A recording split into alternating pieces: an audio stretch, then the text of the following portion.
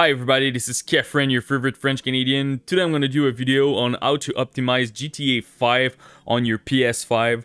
So we're going to start with all the setting in the PS5 itself, about like image, performance, etc. And after that we will go in Grand Theft Auto 5 to look at the 3 different graphic setting that you have and make sure that you're using the proper one to play the game. So now let's start with the PS5 setting. So we're gonna go to setting, screen and video, go to video output. So the first one is the resolution. I really recommend to just lock your resolution in the console. For an example, my PS5 was at automatic by default, and on my second TV, it's an LG C7 OLED. It was rendering in 1080p for no reason, even if the TV was at 4K. So super important, just lock your resolution if you want to play 1080p to 4K. You don't have the 2K option for now on the PS5. It's only available on the Xbox Series X, but still you have a couple of resolution that you can use. For the 4K video transfer rate, I recommend to use automatic. I'm using -2 because I have to do it to my capture card, my Elgato, I think it's HD60S Plus. I need to do that, but you're gonna compress a little bit your color, so super important to use automatic to optimize your image. For HDR, I always use always on, so I want to make sure that I always use HDR when it's not available on any game, so I really like this effect. For me, it's a very big step and it looks very next gen. I'm a PC gamer and I was really surprised by HDR on video games. It's not something that we're used to on PC, and I'm really impressed with it, so super important to use it. After that, to adjust your HDR, super important, make your calibration on your PS5. So it will really depend on your TV to make sure that your contrasts are good, your HDR is good. So super important to do that.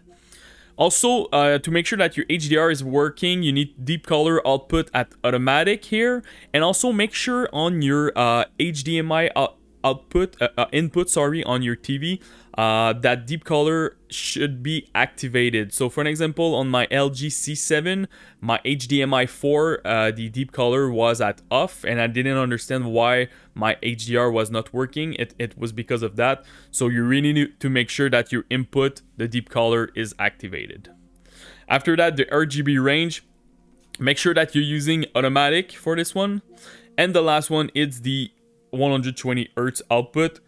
This is again really depend on your TV. So if you have a 4K monitor TV that's compatible with HDMI 2.1, super important to have that to use the 4K 120 Hz. If you have an HDMI 2.0, it will not work.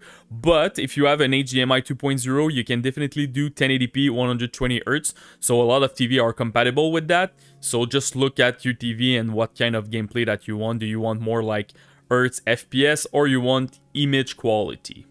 So this is pretty much it with the parameter for your PS5. So now we're gonna go inside of the game. So Grand Theft Auto 5. So this is the mode fidelity.